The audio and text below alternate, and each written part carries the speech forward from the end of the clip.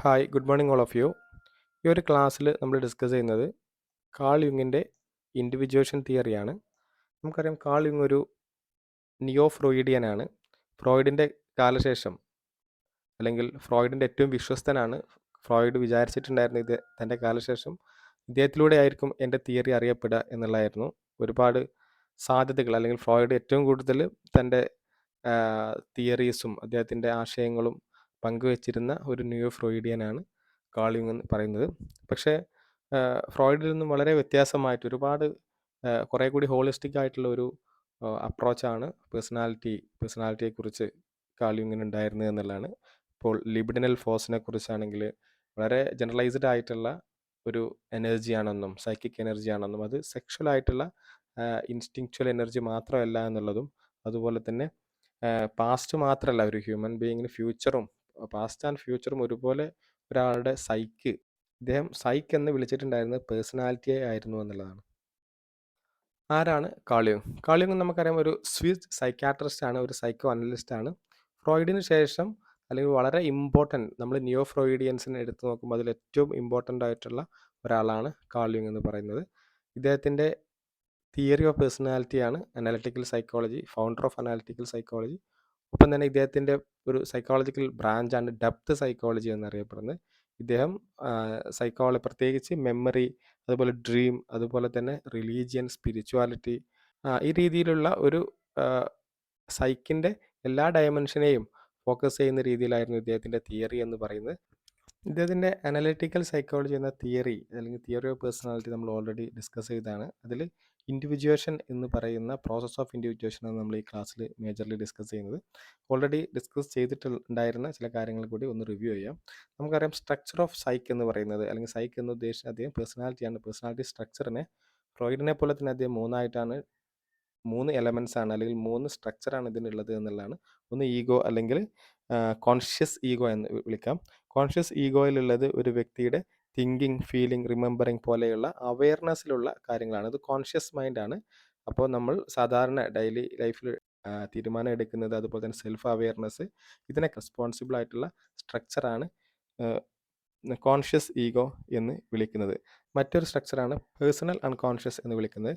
നമ്മൾ ഒരു സമയത്ത് കോൺഷ്യസ് മൈൻഡിലുള്ള അല്ലെങ്കിൽ നമ്മൾ ബോധപൂർവം ഓർത്തിരുന്ന ഒരു കാര്യം പിന്നീട് അത് മറന്നു പോവുകയോ അല്ലെങ്കിൽ നമ്മൾ സപ്രസ് ചെയ്യുകയോ, ഡിസ്റ്റർബിംഗ് ആയിട്ടുള്ള മെമ്മറീസ് നമ്മൾ സപ്രസ് ചെയ്യുകയോ ചെയ്യുന്ന കണ്ടൻ്റാണ് പേഴ്സണൽ അൺകോൺഷ്യസിലുള്ളത് എന്നുള്ളതാണ്. അതുപോലെ മറ്റൊരു പ്രധാനപ്പെട്ട കൺസെപ്റ്റാണ് അദ്ദേഹത്തിൻ്റെ കളക്റ്റീവ് അൺകോൺഷ്യസ് എന്ന് പറയുന്നത്. ഇത് ഫ്രോയിഡിൽ നിന്നും വ്യത്യാസമായിട്ട് ഒരു വ്യക്തിയുടെ ഏറ്റവും ഡീപ്പസ്റ്റ് ലെവൽ ഓഫ് സൈക്കാണ്, അല്ലെങ്കിൽ ഏറ്റവും ഡീപ്പസ്റ്റ് ലെവൽ ഓഫ് പേഴ്സണാലിറ്റി സ്ട്രക്ചറാണ് കളക്റ്റീവ് അൺകോൺഷ്യസ് എന്ന് പറയുന്നത്. ഇതിൽ നമുക്ക് ഓർത്തെടുക്കാൻ പറ്റാത്ത നമ്മുടെ എക്സ്പീരിയൻസുകൾ മാത്രമല്ല, നമ്മുടെ മുൻപുണ്ടായിരുന്ന അല്ലെങ്കിൽ നമ്മുടെ പ്രീ ഹ്യൂമൻ സ്പീഷ്യസിൽ ഉണ്ടാകുന്ന എക്സ്പീരിയൻസുകളും അടങ്ങിയിട്ടുള്ള ഒരു റിസർവെയറാണ് കളക്റ്റീവ് അൺകോൺഷ്യസ് എന്ന് പറയുന്നത്. നമ്മുടെ പല ഇമോഷൻസിൻ്റെയും അതുപോലെ പല മെമ്മറീസും നമുക്ക് തന്നെ അതിൻ്റെ ഒറിജിൻസ് അറിയുന്നുണ്ടാവില്ല. ഇപ്പം നമ്മൾ ഇരുട്ടിനെ പേടിക്കുന്നതൊക്കെ അല്ലെങ്കിൽ വൈൽഡ് ആനിമൽസിനെ നമ്മൾ പേടിക്കുന്നതൊക്കെ നമുക്ക് അത്തരം ജീവികളോട് നേരിട്ട് എക്സ്പീരിയൻസ് ഉണ്ടാകുന്നതല്ല. അത് നമ്മളെ മുമ്പത്തെ ജനറേഷന് അത്തരം അനിമൽസിന് അല്ലെങ്കിൽ അത്തരം കണ്ടീഷനെ ഉണ്ടായിരുന്ന ഇമോഷൻസ് അല്ലെങ്കിൽ അവർക്കുണ്ടാകുന്ന നേരിട്ടുള്ള അനുഭവങ്ങൾ നമ്മളിലേക്കും എത്തിച്ചേരുന്നു എന്നുള്ളതാണ് ഇദ്ദേഹം പറഞ്ഞിട്ടുണ്ടായിരുന്നത്. അപ്പോൾ ഇങ്ങനെ നമുക്ക് നമ്മുടെ എക്സ്പീരിയൻസ് മാത്രമല്ല, നമ്മുടെ പൂർവികരുടെ എക്സ്പീരിയൻസുകളും നമ്മുടെ സൈക്കിളുണ്ട് എന്നുള്ളതാണ് അദ്ദേഹം പറഞ്ഞിട്ടുണ്ടായത്. ഇത് ഏറ്റവും ഡീപ്പസ്റ്റ് ലെവലാണ് കളക്റ്റീവ് അൺകോൺഷ്യസ് എന്ന് പറയുന്നത്. ഇത് ഫ്രോയിഡ് പറഞ്ഞിട്ടുണ്ടായിരുന്ന ഒരു വ്യക്തിക്കുണ്ടാവുന്ന മുൻകാല അല്ലെങ്കിൽ കുട്ടിക്കാലത്തെ അനുഭവങ്ങളും ഓർത്തെടുക്കാൻ പറ്റാത്ത അല്ലെങ്കിൽ ഡിസ്റ്റർബ്ഡ് ആയിട്ടുള്ള അനുഭവങ്ങളൊക്കെയാണ് ഉള്ളത് എന്നുള്ളതായിരുന്നു. പക്ഷെ ഇദ്ദേഹം അതിൽ നിന്ന് വ്യത്യാസമായിട്ട് ആ ഒരു വ്യക്തിയുടെ അനുഭവങ്ങൾ മാത്രമല്ല, അദ്ദേഹത്തിൻ്റെ മുൻപ് ജീവിച്ചു പോയിട്ടുള്ള അല്ലെങ്കിൽ അദ്ദേഹത്തിൻ്റെ മുൻകാല ആദിമ മനുഷ്യരുടെ എക്സ്പീരിയൻസുകളും അല്ലെങ്കിൽ അവരുടെ അനുഭവങ്ങളും നമ്മളിലേക്ക് ഒരു സ്റ്റോർ ഹൗസ് എന്ന രീതിയിൽ നമ്മളിൽ അടങ്ങിയിട്ടുണ്ട് എന്നുള്ളതാണ് ഇദ്ദേഹം പറയുന്നത്. ഇതുമായി ബന്ധപ്പെടുത്തിയിട്ടുള്ള മറ്റൊരു കൺസെപ്റ്റാണ് ആർക്കിടൈപ്സ് എന്ന് വിളിക്കുന്നത്. ആർക്കിടൈപ്സ് നമ്മൾ ഈ പറഞ്ഞ ഏറ്റവും ഡീപ്പസ്റ്റ് ലെവൽ ഓഫ് അൺകോൺഷ്യസ് ആണ് കളക്റ്റീവ് അൺകോൺഷ്യസ് എന്ന് പറയുന്നത്. ഇതിലുള്ള ഇമേജസ് ഓഫ് യൂണിവേഴ്സൽ എക്സ്പീരിയൻസുകളാണ് സാധാരണ ആർക്കിടൈപ്പ് എന്ന് വിളിക്കുന്നത്. അപ്പോൾ ഓരോ കാര്യത്തെക്കുറിച്ച് നമുക്കുണ്ടാവുന്ന യൂണിവേഴ്സൽ സിംബൽസിനെയാണ് സാധാരണ ആർക്കിടൈപ്പ് എന്ന് വിളിക്കുന്നത്. ഇത് കളക്റ്റീവ് അൺകോൺഷ്യസിലാണ് ഉള്ളത്. ഇത് നമ്മുടെ ബിഹേവിയറിനെയും നമ്മുടെ തോട്ട് പ്രോസസ്സിനെയും നമ്മുടെ പെർസെപ്ഷനെയും ഇൻഫ്ലുവൻസ് ചെയ്യുമെന്നുള്ളതാണ് പറയുന്നത്. ഒരുപാട് ടൈപ്സ് ഓഫ് അല്ലെങ്കിൽ എക്സാമ്പിൾസ് ഓഫ് ആർക്കിടൈപ്സ് ഉണ്ട്. നമ്മൾ ഓൾറെഡി ഡിസ്കസ് ചെയ്തതാണ്. അതിലൊന്നാണ് പേഴ്സോണ ആർക്കിടൈപ്പ് എന്ന് വിളിക്കുന്നത്. നമ്മൾ മറ്റുള്ളവരുടെ മുമ്പിൽ എങ്ങനെയാണോ ആക്ട് ചെയ്യുന്നത്, അല്ലെങ്കിൽ ബാക്കിയുള്ളവരുടെ മുമ്പിൽ നമ്മൾ എന്താണോ അതാണ് പേഴ്സോണ ആർക്കിടൈപ്പ് എന്ന് വിളിക്കുന്നത്. മറ്റുള്ളവരുടെ എക്സ്പെക്റ്റേഷൻ അനുസരിച്ചും അല്ലെങ്കിൽ മറ്റുള്ളവർ എന്താണ് നമ്മളെക്കുറിച്ച് വിചാരിക്കുക എന്നതിൻ്റെ അടിസ്ഥാനത്തിൽ നമ്മളൊരു മാസ്ക് വെച്ചിട്ടാണ് ബാക്കിയുള്ളവരുടെ മുമ്പിൽ പ്രവർത്തിക്കുന്നത് എന്നുള്ളതാണ്. അതുപോലെ തന്നെ ഷാഡോ ആർക്കിടൈപ്പ് എന്ന് വിളിക്കും. ഇത് ഈ പറഞ്ഞ പോലെ ഒരു ഡാർക്ക് സൈഡ് ഓഫ് ആർക്കിടൈപ്പാണ് ഷാഡോ ആർക്കിടൈപ്പ് എന്ന് വിളിക്കുന്നത്. ഇത് ഓരോ മനുഷ്യരിലും ഉണ്ടാകുന്ന ആനിമൽ ഇൻസ്റ്റിങ്ക്റ്റുകളാണ്, അല്ലെങ്കിൽ നമ്മൾ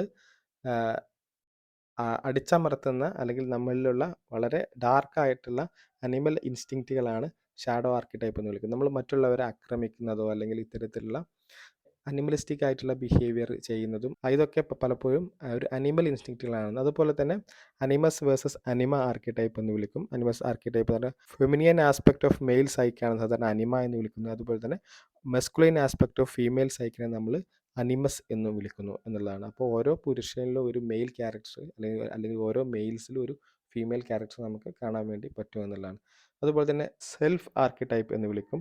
ഇത് സാധാരണ unity and integration and harmony of total പേഴ്സണാലിറ്റിയാണ് സാധാരണ സെൽഫ് ആർക്കിടൈപ്പ് എന്ന് വിളിക്കുന്നത്. അപ്പോൾ ഇത് ഒരു പേഴ്സണൽ ഗ്രൗത്തിന് വേണ്ടിയിട്ടുള്ള ആർക്കിടൈപ്പാണ്. കുറേ കൂടി ഒരു വ്യക്തിയിൽ ബാലൻസ്, സൈക്കോളജിക്കൽ ബാലൻസ് നിലനിർത്തുന്നതിൻ്റെ ആർക്കിടൈപ്പാണ് സെൽഫ് ആർക്കിടൈപ്പ് എന്ന് വിളിക്കുന്നത്. അപ്പോൾ ഒരു വ്യക്തിയിൽ ഗ്രൗത്ത് ആൻഡ് ഡെവലപ്മെൻറ്റ് ഉണ്ടാക്കുന്നതും അദ്ദേഹത്തിൻ്റെ ഇൻഡിവിജ്വേഷൻ പ്രോസസ്സ് സാധ്യമാവുന്നതിലും ഇമ്പോർട്ടൻ്റ് ആയിട്ടുള്ള ഒരു ആർക്കിടൈപ്പ് സെൽഫ് ആർക്കിടൈപ്പാണ് എന്നുള്ളതാണ്. അപ്പോൾ ഇത്തരത്തിലുള്ള യൂണിവേഴ്സൽ സിംബൽസ് ഉണ്ട് എന്നുള്ളതാണ് നമ്മൾ ഡിസ്കസ് ചെയ്തത്. നെക്സ്റ്റ് എന്ന് പറയുന്നത് നമ്മൾ നേരത്തെ പറഞ്ഞിട്ടുണ്ടായിരുന്ന ഈഗോ അല്ലെങ്കിൽ പേഴ്സണൽ ഈഗോ എന്ന് പറഞ്ഞിട്ടുണ്ടായിരുന്നു. ഈ പേഴ്സണൽ ഈഗോയിൽ പ്രധാനമായിട്ടും 2 ആറ്റിറ്റ്യൂഡും 4 ഫങ്ഷൻസുമാണ് അദ്ദേഹം പറഞ്ഞിട്ടുണ്ടായിരുന്നത്. 2 ആറ്റിറ്റ്യൂഡുകളാണ്. ഒന്ന് ഇൻട്രോവേർഷൻ ആറ്റിറ്റ്യൂഡ്, അതുപോലെ തന്നെ എക്സ്ട്രോവേർഷൻ ആറ്റിറ്റ്യൂഡ് എന്ന് പറയുന്നത്. അതിൽ ഇൻട്രോവേർഷൻ എന്ന് പറയുന്നത് നമുക്കറിയാം, പ്രധാനമായിട്ടും അവരുടെ ഓറിയൻറ്റേഷൻ എന്ന് പറയുന്നത് അവരുടെ സൈക്കിൻ്റെ അല്ലെങ്കിൽ അവരുടെ പേഴ്സണാലിറ്റിയുടെ ഓറിയൻറ്റേഷൻ എന്ന് പറയുന്നത് ഇൻറ്റേർണൽ ആയിരിക്കും. അതുപോലെ തന്നെ അവരുടെ തോട്ടിലേക്കും അവരുടെ ഫീലിങ്സിനും ആയിരിക്കും കൂടുതൽ പ്രാധാന്യം കൊടുക്കുന്നത് എന്നുള്ളതാണ്. അവർ കുറേ കൂടി ഇൻട്രോസ്പെക്റ്റീവ് ആയിരിക്കും എന്നുള്ളതാണ്. എക്സ്ട്രോവേർഷൻ ആറ്റിറ്റ്യൂഡ് എന്ന് പറയുന്നത് ഔട്ട്വാർഡ് സ്റ്റിമുലസിനും അതുപോലെ തന്നെ എക്സ്റ്റേണൽ സ്റ്റിമുലസിനും അല്ലെങ്കിൽ സോഷ്യൽ ഇൻറ്ററാക്ഷന്, അതുപോലെ മറ്റു വ്യക്തികൾക്ക് അതർ പീപ്പിൾ ഇവർ കുറേ കൂടി എക്സ്പ്രസീവ് ആയിരിക്കും. അത്തരത്തിലുള്ള ആൾക്കാരാണ് എക്സ്ട്രോവേർഷൻ ആറ്റിറ്റ്യൂഡ് എന്ന് പറയുന്നത്. ഇങ്ങനെ ഈ 2 ആറ്റിറ്റ്യൂഡാണ് കോൺഷ്യസ് ഈഗോയിലുള്ളത്. അതുപോലെ തന്നെ 4 ഫങ്ഷൻസും 4 ഫങ്ഷൻസും ആണുള്ളത്: thinking, feeling, sensing and intuition. അപ്പോൾ ഇങ്ങനെ 4 ഫങ്ഷൻസും 2 ആറ്റിറ്റ്യൂഡും ടോട്ടൽ 8 ടൈപ്സ് ഓഫ് പേഴ്സണാലിറ്റിയാണ് ഉള്ളത് എന്നുള്ളതാണ്. അപ്പോൾ ഇതിൽ introverted thinking, introverted feeling, introverted sensing, introverted intuition, അതുപോലെ തന്നെ extroverted thinking, extroverted feeling, extroverted sensing, extroverted intuition. ഇങ്ങനെയുള്ള 8 ടൈപ്സ് ഓഫ് പേഴ്സണാലിറ്റീസുകളാണ് ഉള്ളത് എന്നതാണ്. ഫോർ എക്സാമ്പിൾ, ഇൻട്രോവേർട്ടഡ് ആയിട്ടുള്ള ഫീലിംഗ് ടൈപ്പ് ഓഫ് ആൾക്കാരെന്ന് പറഞ്ഞാൽ അവരുടെ ഫീലിങ്സ് അല്ലെങ്കിൽ അവരുടെ ഇമോഷൻസിനെ അവർ ഇൻവാർഡ്ലി ഫോക്കസ് ചെയ്യാനായിരിക്കും ശ്രമിക്കുക. എക്സ്ട്രോവേർട്ടഡ് ഫീലിംഗ് ടൈപ്പ് ഓഫ് ആൾക്കാർ ഈ പറഞ്ഞ പോലെ അവരുടെ ഫീലിങ്സിനെ പുറത്ത് എക്സ്പ്രസ് ചെയ്യാനായിരിക്കും, അല്ലെങ്കിൽ ബാക്കിയുള്ളവരുടെ സന്തോഷവും അല്ലെങ്കിൽ അവരുടെ ഹാപ്പിനെസ്സൊക്കെ ആയിരിക്കും ഇവരുടെ ഫീലിങ്സ് എന്ന് പറയുന്നത്. ഈ ഫീലിങ്സിനെ തന്നെ ഇൻട്രോവേർഷനും എക്സ്ട്രോവേർട്ടറും ആയിട്ടുള്ള ആറ്റിറ്റ്യൂഡുകളുള്ള ആൾക്കാരുണ്ട്. അപ്പോൾ 2 ആറ്റിറ്റ്യൂഡും 4 ഫങ്ഷൻസിൻ്റെ അടിസ്ഥാനത്തിൽ 8 ടൈപ്സ് ഓഫ് പേഴ്സണാലിറ്റീസാണ് അദ്ദേഹം ഇൻട്രൊഡ്യൂസ് ചെയ്തിട്ടുള്ളത്. നെക്സ്റ്റ് നമ്മൾ ഡിസ്കസ് ചെയ്യുന്നത് ഇൻഡിവിജ്വേഷൻ തിയറിയാണ്. നമുക്കറിയാം, യുങ്ങിൻ്റെ പ്രധാനപ്പെട്ട ഒരു കോൺട്രിബ്യൂഷൻ ആയിരുന്നു ഇൻഡിവിജ്വേഷൻ എന്ന കൺസെപ്റ്റ്. ഇദ്ദേഹം നമുക്കറിയാം കുറേ കൂടി ഒരു ഗ്രൗത്ത് ആസ്പെക്റ്റ് അല്ലെങ്കിൽ കുറേ കൂടി പോസിറ്റീവ് ആയിട്ടുള്ള ഓറിയൻറ്റേഷനാണ് ഇദ്ദേഹത്തിൻ്റെ തിയറി എന്ന് പറയുന്നത്. ലിബിഡനൽ ഫോഴ്സ്, ഫ്രോയിഡ് പറയുന്ന പോലെ ലിബിഡനൽ ഫോഴ്സ് എന്ന് പറയുന്നത് സെക്ഷൽ ആയിട്ടുള്ള അല്ലെങ്കിൽ അഗ്രസീവ് ആയിട്ടുള്ള നേച്ചറല്ല, അത് കുറേ കൂടി ഒരു മനുഷ്യനെ പൂർണ്ണതയിലെത്തിക്കാൻ വേണ്ടിയിട്ട് അല്ലെങ്കിൽ അദ്ദേഹത്തിൻ്റെ കഴിവുകളെ പൂർണ്ണമായിട്ട് ഉപയോഗപ്പെടുത്താൻ വേണ്ടിയിട്ട് ഹെൽപ്പ് ചെയ്യുന്ന അല്ലെങ്കിൽ കുറേ കൂടി ഇന്നോവേറ്റീവ് ആൻഡ് ക്രിയേറ്റീവ് ആയിട്ടുള്ള ഓറിയൻറ്റേഷൻസിലൂടെ നമുക്ക് പെർസീവ് ചെയ്യാൻ ഹെൽപ്പ് ചെയ്യുന്നതാണ് ഒരാളുടെ ലിബറൽ ഫോഴ്സ് എന്നാണ് അദ്ദേഹം പറഞ്ഞിട്ടുണ്ടായിരുന്നത്. അതുപോലെ തന്നെ അദ്ദേഹം സ്പിരിച്വാലിറ്റിക്ക് പ്രാധാന്യം കൊടുത്തിട്ടുണ്ടായിരുന്നു. ഇദ്ദേഹം തന്നെ പറയുന്നത് നമ്മുടെ ഒരു ഇന്നർ വേൾഡ് എന്ന് പറയുന്നത് ഒരു മനുഷ്യന് അദ്ദേഹത്തിൻ്റെ ആദ്യ കാലഘട്ടത്ത് ഒരാളുടെ അഡോളസൻസിലും അഡൾട്ടിലേക്ക് വിദ്യാഭ്യാസത്തിനും ജോലിക്കും ഫാമിലിക്കൊക്കെ പ്രാധാന്യം കൊടുക്കണം. പിന്നീട് വരുന്ന അല്ലെങ്കിൽ സെക്കൻഡ് ഹാഫ് ഓഫ് ലൈഫ് എന്ന് പറയുന്നത് ഒരാളുടെ ഇന്നർ ആൻഡ് സബ്ജക്റ്റീവ് ആയിട്ടുള്ള റിഫ്ലക്ഷന് വേണ്ടിയിട്ട് പ്രാധാന്യം കൊടുക്കണം എന്നുള്ളത്. സ്പിരിച്വാലിറ്റിക്ക് ഒരു മനുഷ്യൻ്റെ ഫുൾഫിൽമെൻറ്റിന് ഹെൽപ്പ് ചെയ്യാൻ വേണ്ടി സാധിക്കും എന്നുള്ളതൊക്കെ ഇദ്ദേഹം പറഞ്ഞിട്ടുണ്ടായിരുന്നു. അതുപോലെ തന്നെ നമ്മൾ ഫാൻറ്റസീസ് ക്രിയേറ്റ് ചെയ്യണം. ഫാൻറ്റസീസിലൂടെയാണ് നമ്മൾ നമ്മുടെ ഇന്നർ വേൾഡിനെ ബിൽഡ് ചെയ്യുക എന്നാണ് അദ്ദേഹം പറഞ്ഞിട്ടുണ്ടായിരുന്നത്.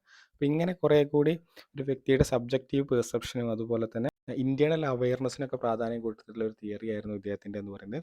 ഇദ്ദേഹത്തിൻ്റെ ഇൻഡിവിജ്വേഷൻ എന്ന് പറയുന്നത് ഒരു വ്യക്തിയുടെ പൂർത്തീകരണത്തിന് വേണ്ടി ശ്രമിക്കുന്നതാണ് ഇൻഡിവിജ്വേഷൻ എന്ന് പറയുന്നത്. ഒരു വ്യക്തിയുടെ മുഴുവൻ കപ്പാസിറ്റിയും കാപ്പബിലിറ്റിയും അദ്ദേഹത്തിന് ഫുൾഫിൽ ചെയ്യാൻ പറ്റുക, അതുപോലെ തന്നെ ഒരു വ്യക്തി അദ്ദേഹത്തിൻ്റെ യഥാർത്ഥ വ്യക്തിത്വമായി തീർന്നത് അല്ലെങ്കിൽ യഥാർത്ഥ അദ്ദേഹത്തിൻ്റെ ഡെവലപ്മെൻറ്റ് സാധ്യമാകുന്നത് ഇൻഡിവിജ്വേഷൻ എന്ന പ്രോസസ്സിലൂടെയാണ് എന്നുള്ളതാണ്.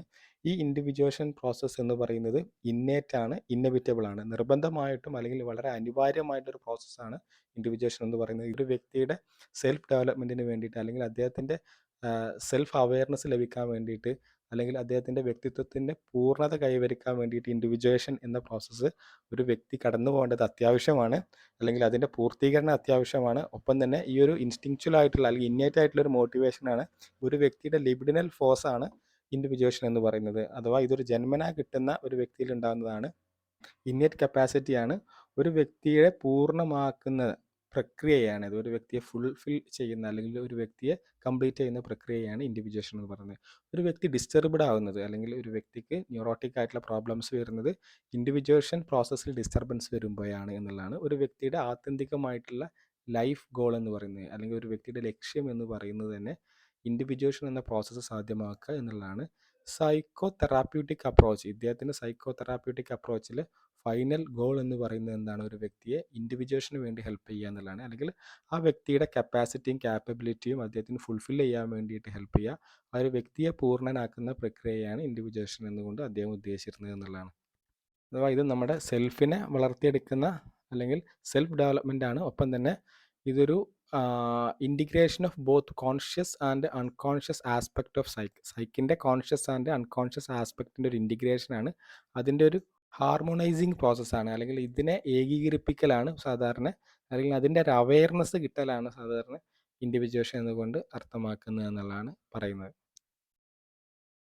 ഒപ്പം തന്നെ ഈ ഒരു ഇൻഡിവിജ്വേഷൻ പ്രോസസ്സ് ഇന്നേറ്റ് ആണെങ്കിൽ അല്ലെങ്കിൽ ഇന്നവിറ്റബിൾ ആണെങ്കിലും ഇത് എല്ലാ വ്യക്തിയിലും ഇതിൻ്റെ അളവ് അല്ലെങ്കിൽ ഇതിൻ്റെ ഡിഗ്രീസ് എന്ന് പറയുന്നത് വേരി ചെയ്തുകൊണ്ടിരിക്കും എന്നുള്ളതാണ്. അത് ആ ഒരു വ്യക്തിയുടെ സാമ്പത്തിക സാമൂഹിക സമ്മർദ്ദങ്ങൾ അല്ലെങ്കിൽ മറ്റു പ്രശ്നങ്ങൾ, അതുപോലെ തന്നെ കൾച്ചറലായിട്ട് വരുന്ന തടസ്സങ്ങൾ, അല്ലെങ്കിൽ നമ്മുടെ ഫാമിലി, അതുപോലെ നമ്മുടെ ബിലീഫ്, ഇത്തരമുള്ള ഒരുപാട് കാര്യങ്ങൾ ഇത്തരം ഇൻഡിവിജ്വേഷൻ പ്രോസസ്സിനെ ഡിസ്റ്റർബ്ഡ് ആക്കും, അല്ലെങ്കിൽ അത്തരം ഒരു വ്യക്തിയെ പൂർത്തീകരിക്കുന്നതിൽ നിന്ന് ഒരു വ്യക്തിയെ പൂർണ്ണമാക്കുന്നതിൽ നിന്ന് തടസ്സങ്ങൾ വരും എന്നുള്ളതാണ്. ഇത് മറ്റൊരു അർത്ഥത്തിൽ ഒരു ആക്ച്വലൈസിങ് സ്റ്റേജ് ആണ് ഇൻഡിവിജ്വേഷൻ പ്രോസസ്സ് എന്ന് പറയുന്നത്.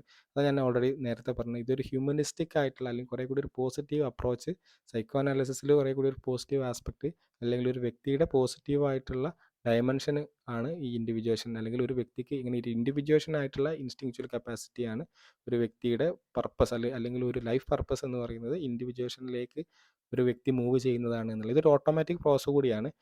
ഓരോ വ്യക്തികളിലും ഇത് ഇന്നേറ്റ്ലി ഉള്ളതാണ്. പിന്നെ ഈ വരുന്ന എൻവയോൺമെൻ്റൽ ആയിട്ടുള്ള ഒരുപാട് ഫോഴ്സ് കൊണ്ട് അല്ലെങ്കിൽ നമ്മുടെ ഒരുപാട് പ്രശ്നങ്ങൾ കൊണ്ട്, സമ്മർദ്ദങ്ങൾ കൊണ്ട്, സാമ്പത്തിക പ്രതിസന്ധികളോ അല്ലെങ്കിൽ ഈ പറഞ്ഞ പോലെ സോഷ്യലായിട്ട് വരുന്ന തടസ്സങ്ങളോ അല്ലെങ്കിൽ സ്ട്രോങ് ആയിട്ടുള്ള കൾച്ചറൽ ബിലീഫ്സ്, അതുപോലെ പാരൻറ്റിങ്, ഇങ്ങനെയുള്ള ഒരുപാട് കാര്യങ്ങൾ ഇത്തരം ഇൻഡിവിജ്വേഷൻ പ്രോസസ്സിനെ ബ്ലോക്ക് ചെയ്യാറുണ്ട്. നമ്മളെപ്പോഴും തന്നെ ഈ രീതിയിലുള്ള വേലിക്കെട്ടുകളൊക്കെ നമ്മൾ അത് ഇല്ലാതാക്കാൻ നമ്മളായിട്ട് അവതരിപ്പിക്കാനുമായിരിക്കും ശ്രമിക്കുക എന്നുള്ളതാണ്. ഇപ്പോൾ ഈ പറഞ്ഞ പോലെ പേഴ്സോണ ആർക്കിടൈപ്പ് നമ്മളെപ്പോഴും ഇത്തരം വേലിക്കെട്ടുകളൊക്കെ ഇല്ലാതാക്കിയിട്ട് നമ്മൾ മറ്റുള്ളവരെ മുമ്പിൽ നമ്മളായിട്ട് തന്നെ അവതരിപ്പിക്കാനും നമ്മുടെ പരമാവധി നമ്മുടെ കപ്പാസിറ്റി അല്ലെങ്കിൽ നമ്മുടെ എബിലിറ്റീസ് ഉപയോഗപ്പെടുത്താനും വേണ്ടി ശ്രമിക്കുക എന്നുള്ളതാണ്. ഒരു ഇൻഡിവിജ്വേഷനിൽ എത്തിയിട്ടുള്ള ഒരു വ്യക്തി എന്ന് പറയുന്നത് അദ്ദേഹത്തിൻ്റെ കപ്പാസിറ്റി പൂർണ്ണമായിട്ട് ഉപയോഗിക്കുന്ന ഒരു വ്യക്തിയായിരിക്കും എന്നുള്ളതാണ്.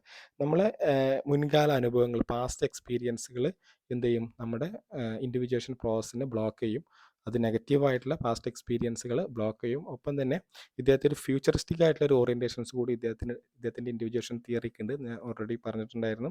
ഇദ്ദേഹം പറയുന്ന ഒരു വ്യക്തിയെ നിയന്ത്രിക്കുന്നില്ല, അല്ലെങ്കിൽ ഒരു വ്യക്തിയുടെ ബിഹേവിയറിനെയും അദ്ദേഹത്തിൻ്റെ തോട്ട് പ്രോസസ്സിനെയും കൺട്രോൾ ചെയ്യുന്നത് പാസ്റ്റ് എക്സ്പീരിയൻസ് മാത്രമല്ല ഫ്യൂച്ചറും കൂടിയാണ് എന്നതാണ്. ഫ്യൂച്ചർ എന്ന് പറയുന്നത് ഒരു വ്യക്തിയുടെ ഇൻഡിവിജ്വേഷനാണ്. കാരണം ഒരു വ്യക്തിയുടെ നമ്മളെപ്പോഴും ശ്രമിക്കുന്നത് നമുക്ക് എന്തെങ്കിലും ബുദ്ധിമുട്ടുകൾ ഉണ്ടെങ്കിൽ അല്ലെങ്കിൽ എന്തെങ്കിലും ഡിസ്റ്റർബൻസ് ഉണ്ടെങ്കിൽ അത് ഇല്ലാതാക്കിയിട്ട് ഒരു ഗ്ലോറിഫൈഡ് ആയിട്ടുള്ള ഒരു ഫ്യൂച്ചർ നമ്മളെപ്പോഴും ആഗ്രഹിക്കുന്നുണ്ടാവും. അത്തരത്തിലുള്ള ഒരു ഗ്ലോറിഫൈഡ് ആയിട്ടുള്ള അല്ലെങ്കിൽ നമ്മൾ ആഗ്രഹിക്കുന്ന ഒരു ഭാവിയാണ് ഇൻഡിവിജ്വേഷനിലൂടെ നമ്മൾ സാധ്യമാക്കുന്നത് എന്നുള്ളതാണ്.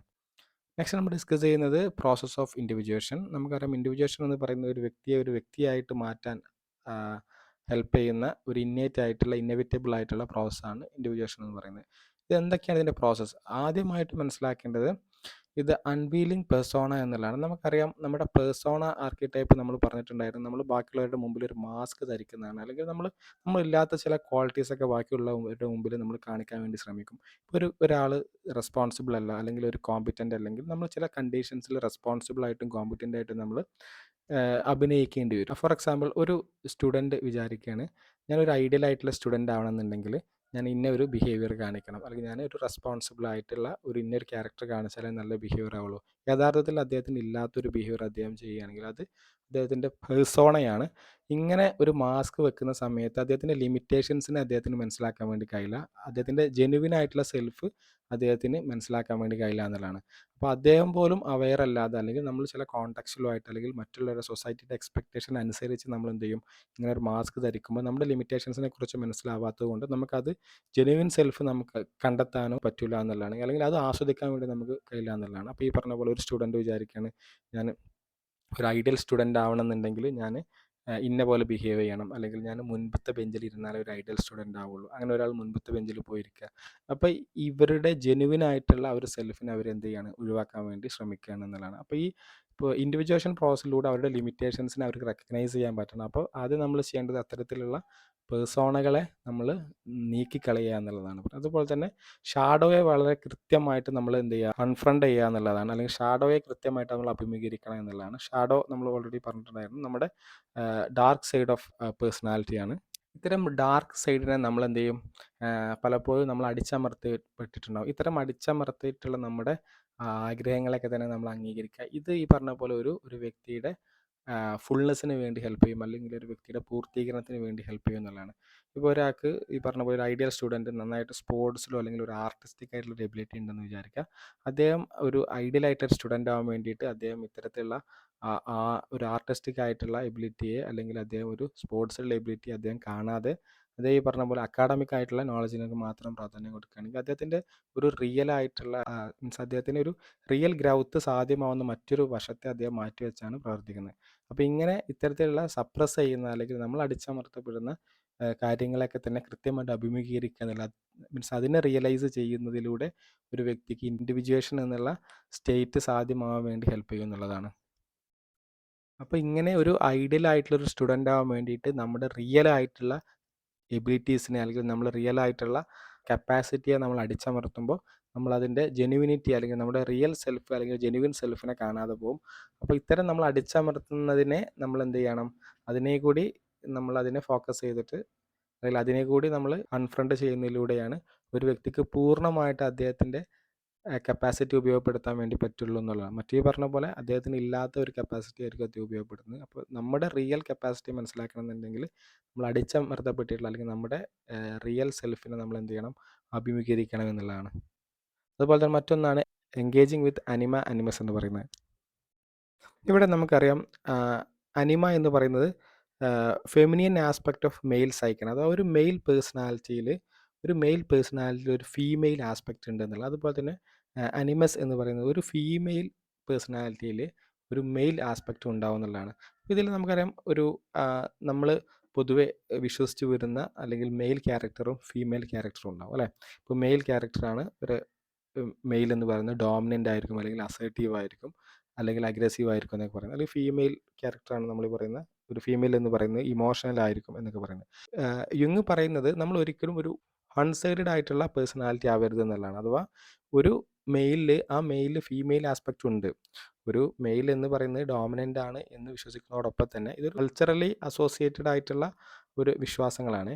അപ്പോൾ ഇതിൽ ഒരു മെയിൽ എന്ന് പറയുന്നത് ഡോമിനൻ്റ് ആയിരിക്കുമ്പോൾ തന്നെ ആ ഒരു മെയിലിൽ ഒരു ഫീമെയിൽ ആസ്പെക്റ്റ്, അല്ലെങ്കിൽ അദ്ദേഹം കുറേ ഇമോഷണൽ ആയിരിക്കാം, അല്ലെങ്കിൽ കുറേ സെൻസിറ്റീവ് ആയിരിക്കാം, ഇങ്ങനെയുള്ള ഓപ്പോസിറ്റ് ജെൻഡറിൻ്റെ ക്യാരക്ടറും ആ ഒരു വ്യക്തിയിൽ ഉണ്ടാവുന്നതാണ്. അപ്പോൾ ഇങ്ങനെ ഓപ്പോസിറ്റ് ജെൻഡറിൻ്റെ ക്യാരക്ടറും കൂടി നമ്മൾ എന്ത് ചെയ്യണം, എക്സ്പ്രസ് ചെയ്യണം എന്നാണ് പറയുന്നത്. ഇപ്പോൾ ഫീമെയിൽ അതുപോലെ തന്നെ ഫീമെയിലിൽ ആ ഒരു ഫീമെയിൽ പേഴ്സണാലിറ്റി ആണെങ്കിൽ ആ ഫീമെയിലിൽ മെയിൽ ആയിട്ടുള്ള ക്യാരക്ടറിസ്റ്റിക്സ് ഉണ്ടാവും. ആ ക്യാരക്ടറിസ്റ്റിക്സിനെ നമ്മൾ എന്ത് ചെയ്യണം, എക്സ്പ്രസ് ചെയ്യണം എന്നുള്ളതാണ്. അപ്പോൾ ഇങ്ങനെ മെയിൽ അല്ലെങ്കിൽ അനിമ വേഴ്സസ് അനിമൽസിൻ്റെ ഒരു ഇൻറ്റിഗ്രേഷനിലൂടെ അല്ലെങ്കിൽ അതിൻ്റെ ഒരു എൻഗേജ്മെൻറ്റിലൂടെയാണ് നമ്മൾ എന്ത് ചെയ്യാൻ പറ്റുന്നത്, ഇൻഡിവിജ്വേഷൻ പ്രോസസ്സിനെ നമുക്ക് സാധ്യമാക്കാൻ പറ്റുന്നതാണ്. അല്ലെങ്കിൽ ഒരു വൺ സൈഡഡ് ആയിട്ടുള്ള പേഴ്സണാലിറ്റി ആയിരിക്കും ഒരു വ്യക്തിയിൽ ഡെവലപ്പ് ചെയ്യുക എന്നുള്ളതാണ്. ഒരു വ്യക്തിയിൽ ഒരേ സമയം ഈ രണ്ട് ഫോഴ്സും, അല്ലെങ്കിൽ അനിമ വേഴ്സസ് അനിമസ് ആയിട്ടുള്ള രണ്ട് ഫോഴ്സുകളുടെയും ഇൻറ്റിഗ്രേഷനിലൂടെയാണ് നമുക്കൊരു സൈക്കോളജിക്കൽ ആയിട്ടുള്ള ബാലൻസും ക്രിയേറ്റിവിറ്റിയും ഒരു വ്യക്തിയിൽ ലൈഫിൽ ഉണ്ടാക്കിയെടുക്കാൻ വേണ്ടി സാധിക്കുള്ളൂ എന്നുള്ളതാണ്. അപ്പം ഒരു വ്യക്തി ഒരിക്കലും വൺ സൈഡഡ് ആവരുത്. അനിമ ആയിട്ടുള്ള അല്ലെങ്കിൽ മെയിൽ ആയിട്ടുള്ള ഒരു വ്യക്തി ഫീമെയിൽ ആയിട്ടുള്ള ക്യാരക്ടർ കാണിക്കണം, അല്ലെങ്കിൽ ഫീമെയിൽ ആയിട്ടുള്ള അല്ലെങ്കിൽ ഓപ്പോസിറ്റ് ജെൻഡർ എന്ന ആ ഒരു സാംസ്കാരിക പ്രത്യേകതയിൽ വിശ്വസിക്കുന്ന അത്തരം ക്യാരക്ടറുകൾ ആ ഒരു വ്യക്തിയിൽ ഉണ്ടാവും, അത് കാണിക്കണം. അതുപോലെ തന്നെ ഫീമെയിലിൽ ആ ഒരു കൾച്ചറിൽ അവർ വിശ്വസിക്കുന്ന അല്ലെങ്കിൽ ഓപ്പോസിറ്റ് ജെൻഡറിൻ്റേതായിട്ടുള്ള ക്യാരക്ടർ എന്താണോ അത് കാണിക്കണം എന്നുള്ളതാണ്. അതൊരിക്കലും ഈ പറഞ്ഞ പോലെ മെയിൽ എന്ന് പറയുന്നത് കംപ്ലീറ്റ്ലി ഡോമിനൻ്റ് ആണെന്നുള്ള ആ ഒരു കൾച്ചറിൽ അങ്ങനെ ഒരു വിശ്വാസം ഉണ്ടെങ്കിൽ ആ കൾച്ചറിലുള്ള ഓപ്പോസിറ്റ് ജെൻഡറിൻ്റെ വിശ്വാസം അല്ലെങ്കിൽ ആ ഒരു ക്യാരക്ടർ കാണിക്കണം എന്നുള്ളതാണ് പറയുന്നത്. ഇത് ബയോളജിക്കലി തന്നെ നമുക്കറിയാം, ഹോർമോണലായിട്ട് തന്നെ സ്ത്രീകളിലുള്ള അല്ലെങ്കിൽ ഈസ്ട്രോജൻ ഹോർമോൺസ് ഒക്കെ പുരുഷന്മാരിലുണ്ട്, അല്ലെങ്കിൽ ആൻഡ്രോജൻ ടൈപ്പ് ഓഫ് എല്ലാ ഹോർമോണും സ്ത്രീകളിലും ഉണ്ട്. അതിൻ്റെ ഡിഗ്രീസാണ് മാറ്റമുള്ളത്. അനിമയും പറയുന്നത് അങ്ങനെ തന്നെയാണ്. കൂടുതലും ഇപ്പോൾ മെയിൽസിലാണെങ്കിൽ അനിമ എന്ന് പറയുന്നത് അല്ലെങ്കിൽ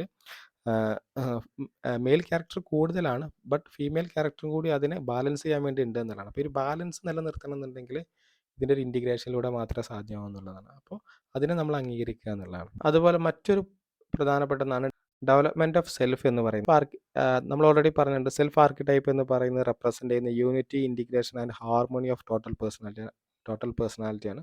അപ്പോൾ അതുകൊണ്ട് തന്നെ സെൽഫ് ഡെവലപ്പ് ചെയ്യുന്നതിലൂടെ ഒരു വ്യക്തിക്ക് എന്ത് ചെയ്യാൻ പറ്റും, അതൊരു സെൻറ്റർ ഓഫ് പേഴ്സണാലിറ്റിയാണ് സെൽഫ്, അല്ലെങ്കിൽ എല്ലാ പേഴ്സണാലിറ്റി പാർട്ടിൻ്റെയും ബാലൻസ്ഡ് ആയിട്ടുള്ള ഒരു അവസ്ഥയാണ് ഇദ്ദേഹം സെൽഫ് എന്നുകൊണ്ട് ഉദ്ദേശിക്കുന്നത്. അത് നേരത്തെ പറഞ്ഞ പോലെ സെൻറ്റർ ഓഫ് പേഴ്സണാലിറ്റിയാണ്. ഇത് ഇദ്ദേഹത്തിൻ്റെ തിയറി അനുസരിച്ച് ഒരുപാട് ഓപ്പോസിങ് ഫോഴ്സുകളുണ്ട്. അത് നമ്മുടെ ഈ ഒരു തിയറിയുടെ ഭാഗമല്ലാത്തതുകൊണ്ട് ഡിസ്കസ് ചെയ്യുന്നില്ല. നമ്മൾ ഒരേ സമയം നമ്മൾ ഓൾറെഡി പറയാറുണ്ട്, ഒരു സങ്കടം ഉണ്ടെങ്കിൽ ഒരു സന്തോഷം ഉണ്ടാവും എന്ന് പറയുന്ന പോലെ നമുക്ക് എല്ലാത്തിൻ്റെയും ഒരു ഓപ്പോസിങ് ഫോഴ്സാണ് നമ്മളെ നിയന്ത്രിക്കുന്നത്. നമ്മുടെ പേഴ്സണാലിറ്റിയെ നിയന്ത്രിക്കുന്നതിൽ ഒരുപാട് ഓപ്പോസിങ് ഫോഴ്സുകളുണ്ട്. ഈ ഓപ്പോസിങ് ഫോഴ്സുകളുടെ ഒരു ബാലൻസ്ഡ് ആയിട്ടുള്ള അവസ്ഥയാണ് ഇദ്ദേഹം സെൽഫ് എന്നുകൊണ്ട് ഉദ്ദേശിക്കുന്നത്. ഇപ്പോൾ സെൽഫ് എന്ന് പറയുന്ന ഒരു സെൻറ്റർ ഓഫ് പേഴ്സണാലിറ്റിയാണ്. അങ്ങനെ നമ്മുടെ ഒരു ബാലൻസ് ഒരു വ്യക്തിയിലുള്ള ബാലൻസ് കൂട്ടുക, അല്ലെങ്കിൽ ഒരു വ്യക്തിയിലുള്ള ബാലൻസ് വർദ്ധിപ്പിക്കുന്നതിലൂടെയാണ്, അല്ലെങ്കിൽ എല്ലാ ഫോഴ്സുകളെയും ബാലൻസ് ചെയ്യിപ്പിക്കുന്നതിലൂടെയാണ് ഒരു വ്യക്തിക്ക് കംപ്ലീറ്റ് ആയിട്ടുള്ള സെൽഫ് പോസിബിൾ ആവുകയുള്ളൂ എന്നുള്ളതാണ്. അപ്പോൾ അങ്ങനെയുള്ള ഒരു കണ്ടീഷൻ, അല്ലെങ്കിൽ എല്ലാ ഫോഴ്സുകളുടെയും ബാലൻസ്ഡ് ആയിട്ടുള്ള അവസ്ഥ വർദ്ധിപ്പിക്കണം എന്നുള്ളതാണ്. അപ്പോൾ ഇങ്ങനെ ഡെവലപ്മെൻറ്റ് ഓഫ് സെൽഫിലൂടെയും ഒരു വ്യക്തിക്ക് ഇൻഡിവിജ്വേഷൻ എന്നുള്ള പ്രോസസ്സിൽ സാധ്യമാവുന്നതാണ്. അപ്പോൾ ഇങ്ങനെയാണ് ഒരു വ്യക്തി ഇൻഡിവിജ്വേഷൻ അല്ലെങ്കിൽ ആ ഒരു വ്യക്തിയെ തന്നെ മനസ്സിലാക്കുന്നത് എന്നുള്ളതാണ്.